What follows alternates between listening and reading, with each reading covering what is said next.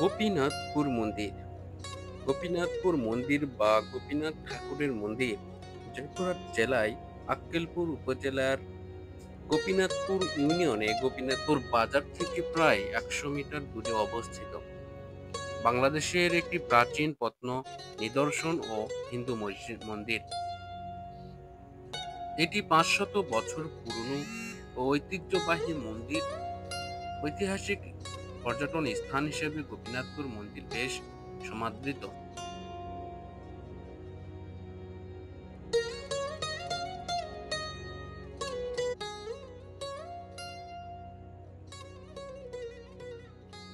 রাস্তার দুই পাশে যে জায়গাগুলো দেখতে পাচ্ছেন, এগুলো সবই এই গোপীনাথপুর মেলার যে মেলা বসে সেই মেলারই অংশ। এখন এগুলো দেখতে দেখতে কিছু কথা জেনে নেওয়া যাক গোপীনাথপুর মন্দির সম্পর্কে।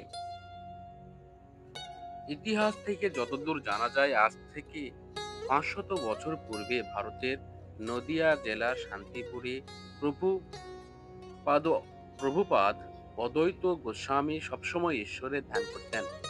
তার স্ত্রী সীতা দেবীও ছিলেন সতী সাধ্বী নারী। একদিন ২৪ পরগনার যুবক নন্দকুমার এবং নদিয়া জেলার আরেক যুবক যজ্ঞেশ্বর রায় প্রভুপাদ অদ্বৈত গোস্বামীর নিকটে এসে দীক্ষা গ্রহণ করতে চাইলে অদ্বৈত গোস্বামী মহোদয় সব কথা শুনে তাদেরকে সীতা দেবীর কাছে পাঠান। সীতা দেবী ধ্যান যোগে জানতে পারেন যে ওই যুবকেরা পূর্ব জন্মে জয়া ও বিজয়া নামে দুই সখী ছিল। তখন সীতা দেবী যুবকদের মাথা নাড়া করে স্নান করে আসতে বলেন। সীতা দেবীর নির্দেশ মতো কাজ শেষ করে এলে তিনি তাদের দীক্ষা দেন।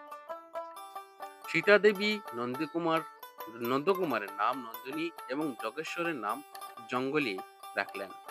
নন্দিনী প্রিয়া বরেন্দ্র এলাকায় বর্তমান জয়পুরহাটের আক্কেলপুর উপজেলার গোপীনাথপুর গ্রামের ১ কিলোমিটার উত্তরে গভীর জঙ্গলে নদীর ধারে একটি মন্দির স্থাপন করেন। জনশ্রুতি আছে যে ১৫২০ হতে ১৫৩০ খ্রিস্টাব্দে বাংলার সুলতান আলাউদ্দিন হোসেন শাহ নন্দিনী প্রিয়ার পূজা পার্বণ ও অতিথি সেবার কথা শুনে খুশি হয়ে তাম্র ফলকে লিখে পূর্ণ গোপীনাথপুর ও গোপালপুর মৌজার সব সম্পত্তি দেবোত্তর হিসাবে প্রদান করেন। এরপর পূর্ণ গোপীনাথপুর মন্দিরটি নির্মিত হয়। পাল যুগের নির্মাণ কৌশল অনুসারে এই মন্দিরটির কাঠামো নির্মিত হয়। বাংলা ১৩০৪ সালে এক ভূমিকম্পে এ মন্দিরটি ভেঙে পড়ে। ১৯২৮ হতে ১৯৩৬ খ্রিস্টাব্দের মধ্যে বর্তমান মূল মন্দিরটি পুনরায় নির্মাণ করা হয়। এখনো পুরাতন কারুকার্যের কিছু নমুনা মূল ভবনে রয়েছে। গোপীনাথপুর মন্দিরটির উচ্চতা ৫০ ফুট।